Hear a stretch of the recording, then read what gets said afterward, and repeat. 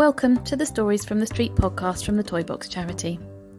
For those of you who aren't familiar with us, Toybox is a non-profit organisation supporting street children in Latin America, Africa and Asia. We are very aware that street children need a voice, and this podcast has been created to help make that happen. We'll share with you the first-hand experiences from our community working with street children, striving to make a difference to young lives. Welcome to episode 3 of the Stories from the Street podcast. We're back again. I'm Gemma, your host from the Toybox charity. We work closely with partners around the world to support street children to move towards a life away from the street.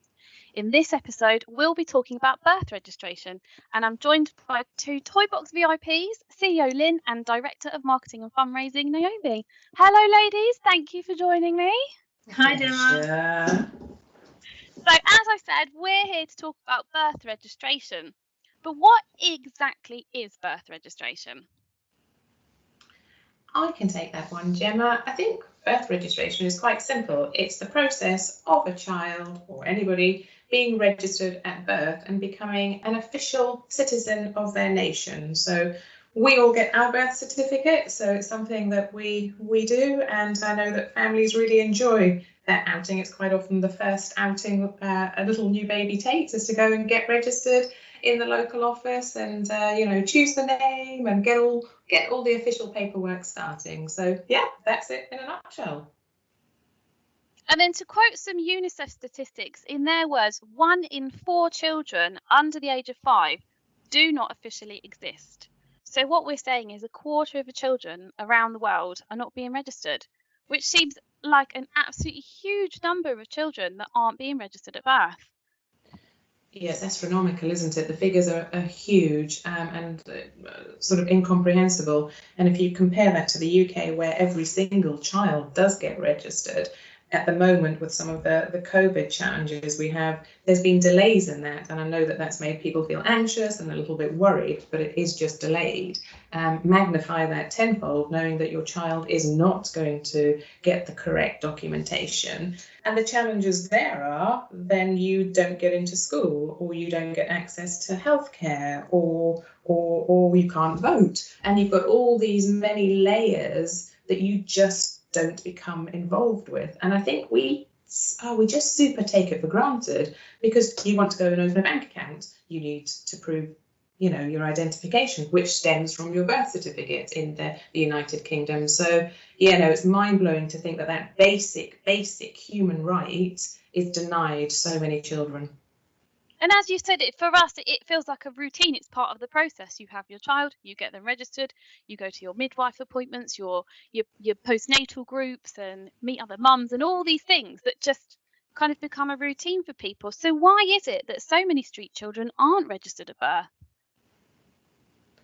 I think it's quite straightforward in some countries. It's the cost is prohibitive. So there are costs associated to it, so that is just too expensive. And it may be $1, which seems like a really small amount to us, but for families that are struggling to feed themselves, $1 is a lot. So they just think actually that it's not an essential, it's something that would be nice to have. And actually I'd rather spend my money on food or on clothing or on water today. And then the next day comes and you still need to spend that $1 or those $2 on food and clothing. And it just gets pushed further and further down the line. And when Naomi and I have travelled, we have met families where grandma wasn't registered. So, her whole life she wanted to be registered, but hasn't been able to, because each day she's used those dollars to feed herself or feed her family. But she's always wanted to register herself and wanted to be acknowledged and to be seen as a citizen of your nation and to be recognised. It's a human need, a human desire to be recognised. Naomi, do you remember that lady when we met her? So she was,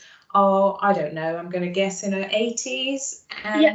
She, bless her, she said to me, she was like, do you think if I die, do you think God will know who I am? And I was like, sorry, what?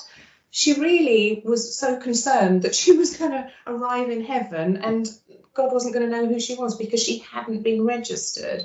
And this was in Guatemala, where if you haven't been registered, you can be buried in a pauper's grave. And the grave is just marked as XXX. So you don't even have the dignity of dying with your own name. She was amazing, wasn't she, Naomi? She was great. And she was surrounded by her family. And she knew that if she got registered, as grandma, if she got registered, that meant, her children and the grandchildren and then the great-great-grandchildren should all be registered. But it was clearly something that concerned her and something that she was worried about and played on her mind. And she deserved to be registered and to be acknowledged by her country. On top of that, it's families understanding the importance of it. And I think, we work with so many families where children will never go to school because they need to be out earning, and therefore their birth registration certificate is not needed because these children won't be going to school, and therefore the generation, like Lynn's just said, the generational cycle starts, and it's seen as a not important thing. In some countries you only need your birth certificate if you want to get a passport, and I think these families see themselves as never needing a passport because they're never going to be afford to travel outside of their own country. So something that I just picked up on there, Lynn, is you said that you'd be buried in a grave that isn't marked with your name. So what we're saying here, which feels so significant, is that children who aren't registered at birth, they don't have a name. Well, they don't have an official name, do they? So they'll clearly their parents and their family, they'll have a chosen name, but they don't have a name that is officially theirs and that's attached to their identity. So it's like a little bit of you've taken away that you don't have that. I've got a very long name that my parents gave me, which I'm very grateful for because filling in forms is quite a challenge. There's never enough blocks for me. But, that's my name and it connects to my family and there's, it connects to all sorts of different things and that's lovely. These children don't have the opportunity to fill in these forms. And I think the other thing that struck me when speaking to children and to their families was you get married, but you're not really officially married because you weren't officially recognised. So some people were really quite concerned, were their marriages legitimate because they didn't officially exist? So there's all these little tiny pressures that go on people because they didn't get a birth certificate. And when Naomi and I travelled to Guatemala a couple of years ago, Cat Girl, Gnomes, do you remember that little girl? So this was we went to a prison, and Naomi, I'll give you the brief bones of the story, and Naomi will give you the more detailed part. But we got to this prison, which was a very terrifying / interesting experience, and the organisation that Toybox was working with in Guatemala was registering little babies who had been born in prison, so their mums wanted them registered.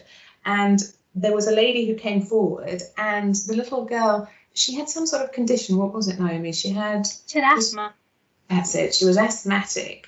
And the wardens had said she needed to go to hospital. The hospital should look at her.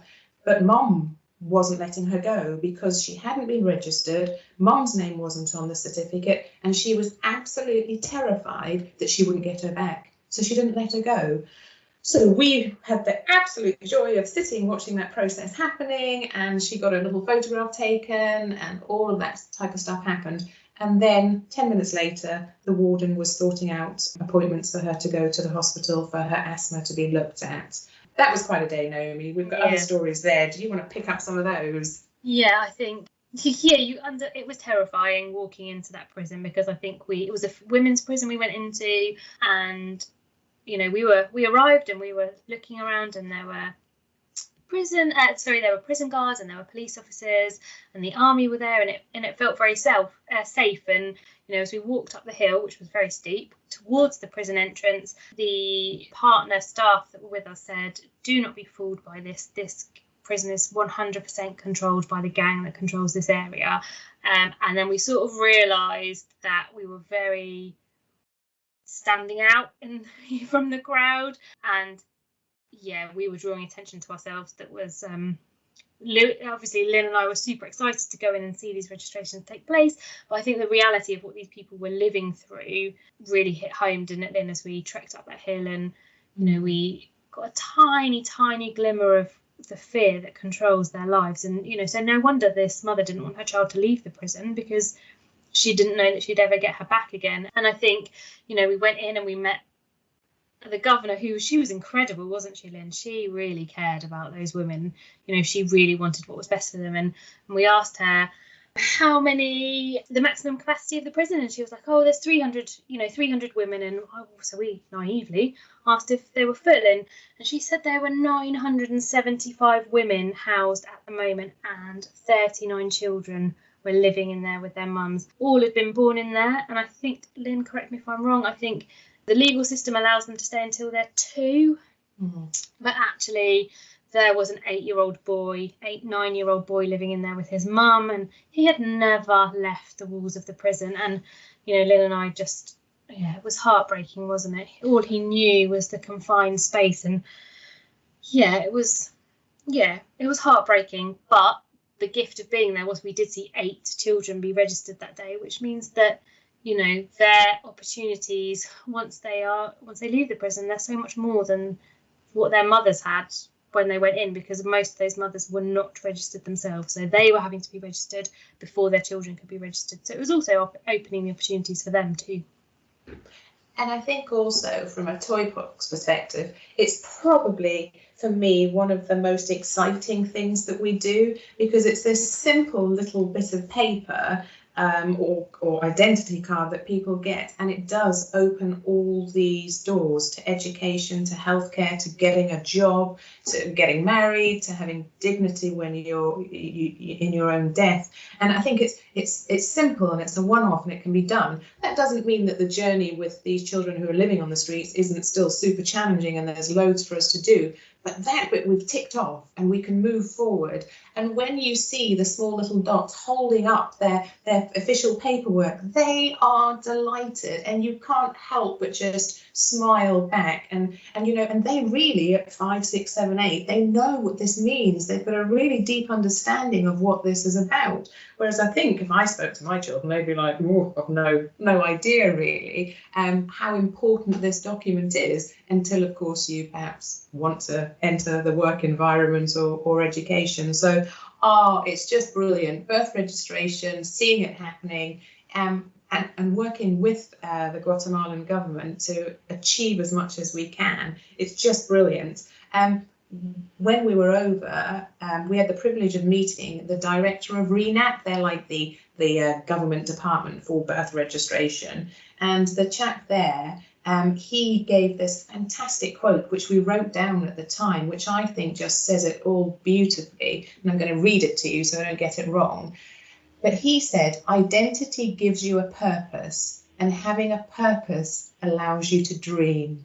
I just thought that was great, because it just goes, here's something that's official and maybe a little bit boring and, maybe not top of everybody's list, but actually it's more than that. It's about how you feel about yourself. It's how you feel about yourself within your community. It's the value that is put on to you by the world, and you are recognized and you are capable and you are part of this community, and you can dream. I just thought that was such a great quote. I need to learn it and keep it in my head and troll it out. Clearly giving him credit for the quote, but yeah, that is just brilliant. So it is one of the joyous parts of Toybox's work. Yeah, it's just joyous. Why is it that the birth certificate's so important? I know we've touched on a few things and what you've just mentioned there, but what does it actually mean? What doors are closed to these street children if they don't have a birth certificate, and what doors then open as a result of having that such a valuable identity document? It is actually life-changing, isn't it?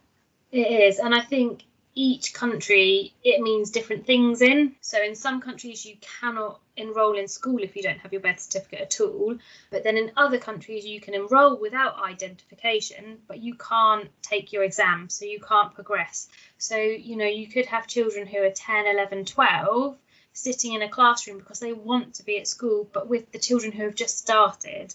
So it's that as one thing. You cannot get married, you cannot get official employment, you cannot access some of your basic rights. You can't go to the doctors, you can't get healthcare. And I think one of the things that we've seen over the last few months as we've travelled through COVID-19 is that there are children who are so desperately in need of support, and because the informal economy in their country will have collapsed, so they will not be able to earn anything, they cannot access government help during this time because they don't officially exist. So, they are in the most dire situations, and they just have no way of proving who they are to be able to get even basic rations. So I think, that's really shown us over the last couple of months the importance of this piece of work. And we know that COVID will push up the number of children who are on the streets. And so we will see more children who need to be registered over the coming months. So even, through the times that we've had where people have been in isolation, having to access emergency support, what happens when the vaccines come into place? I guess if these children aren't registered, they're not on the radar for medical care, whether they break a leg or whether we do get the COVID. Absolutely not. They absolutely will not get it. And I think, again, in different countries, these children are viewed as nothing anyway. So, they are at the bottom of the pile to get that vaccination, unfortunately. And yeah, you're right. Without being able to prove who they are, they're definitely not going to be allowed to have it.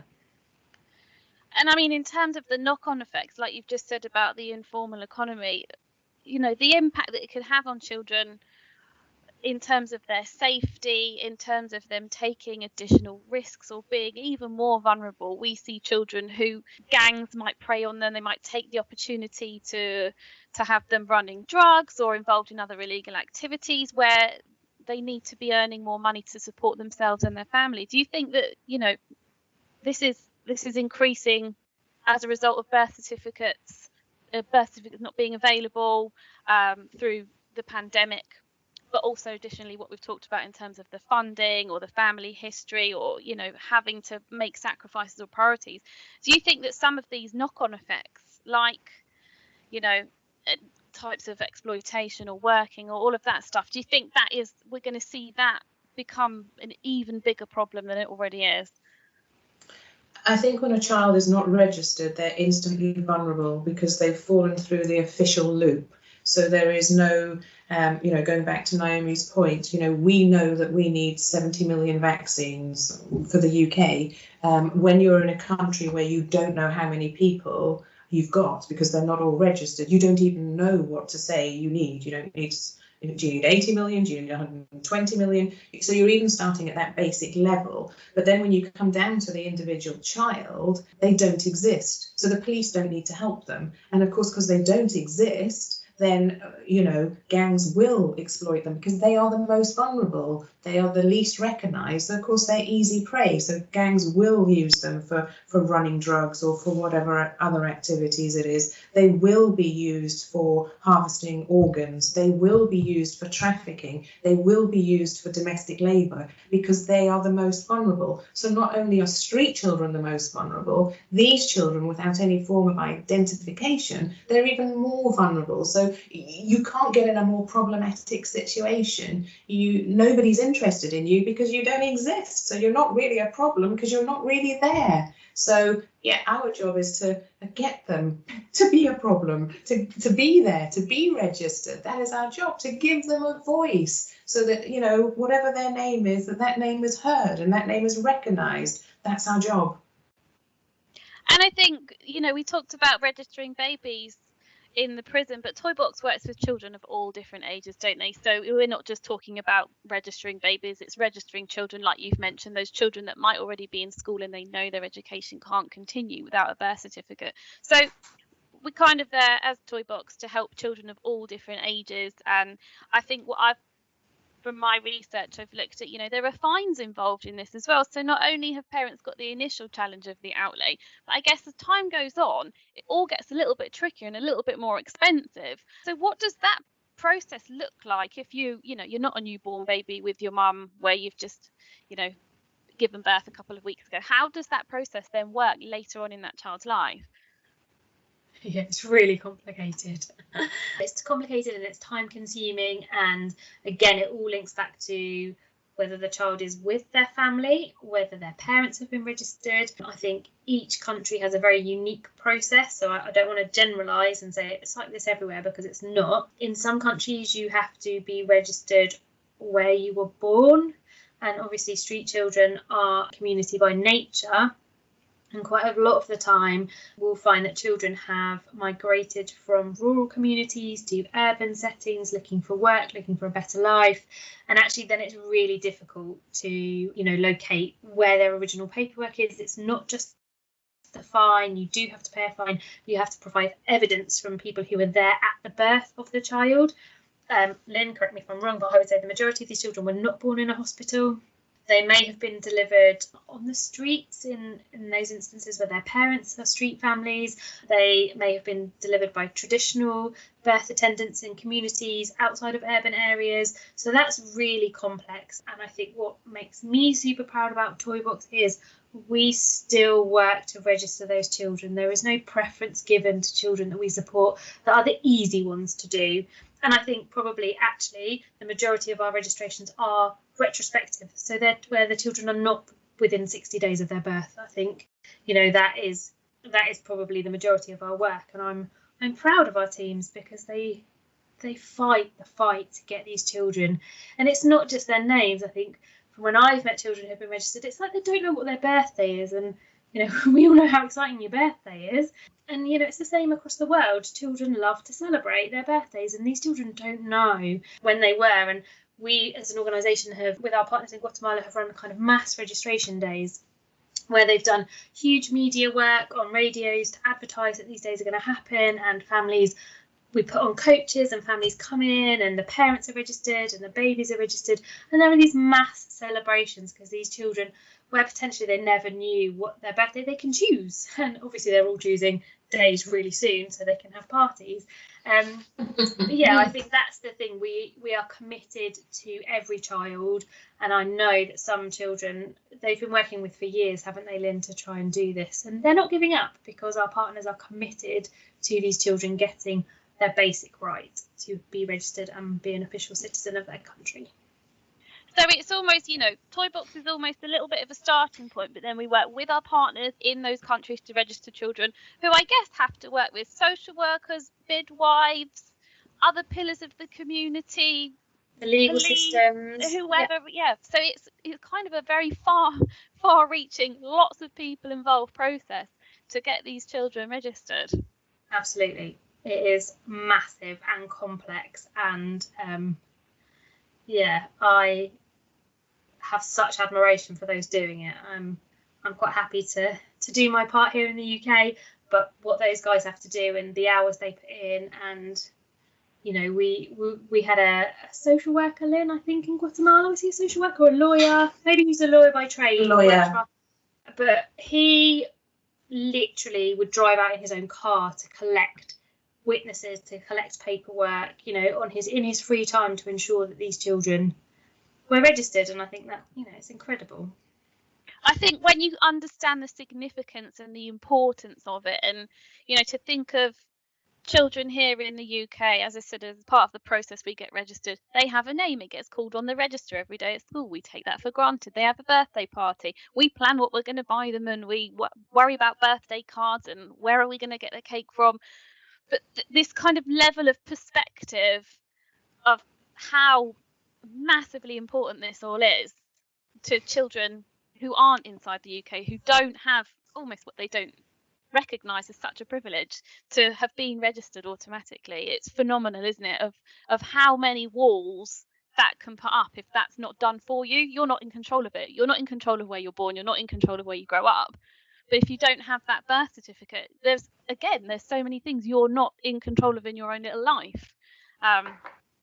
Which is, where would you start if you were 10 years old on the street? Where would you start with getting a birth certificate? It's mind-boggling, isn't it? As an adult, when we have to fill in lots of forms to open bank accounts or do something, we find it a challenge. But I guess for somebody who's that little and their family have never been registered, it's a huge task to embark on, isn't it? And if it's got a cost associated to it, you make different choices, don't you, as we were saying earlier on. But I think it's our partners know how life-changing this little piece of paper can be. So that's the determination and the continual push to say, actually, this is something really, really worthwhile. And our partners constantly tell us that they see a change in the child's attitude, in their view of themselves, in their own perceived value. So it's more than just a little bit of paper. It's your identity, and our identity is key to who we are, the core of our being. It doesn't get more simple and it doesn't get more powerful than that. Yeah, it's mind-blowing, isn't it, I think, just to kind of comprehend how many doors open, how much can change. And like you've just said, the physical and the mental impact on the child. They can access healthcare, they can be confident, they can walk into that school, and I'm the same as everybody else. I'm going to do my exams. I've got opportunities in front of me. I'm not limited. It must be a real mindset shift for them as well, to know that those doors aren't firmly closed anymore. You can try and you can do your best. Exactly. We should all have a dream.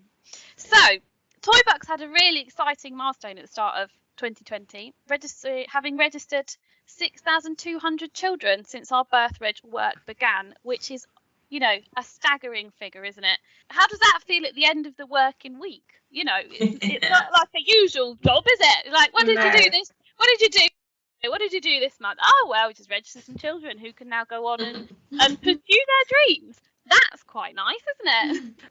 I think it's like having a big birthday cake with all those little folk celebrating their birthday. So that's the visual image that pops into my head, a massive birthday cake with all those candles on it. That tears you up when you're driving home at the end of the day, or in our case, not driving home at the end of the day because we're all stuck at home, trying desperately to get back to the office at some point. I don't know, it's just fantastic. That those children now exist. Of course, they did exist beforehand, but they're now acknowledged and they exist and they're seen.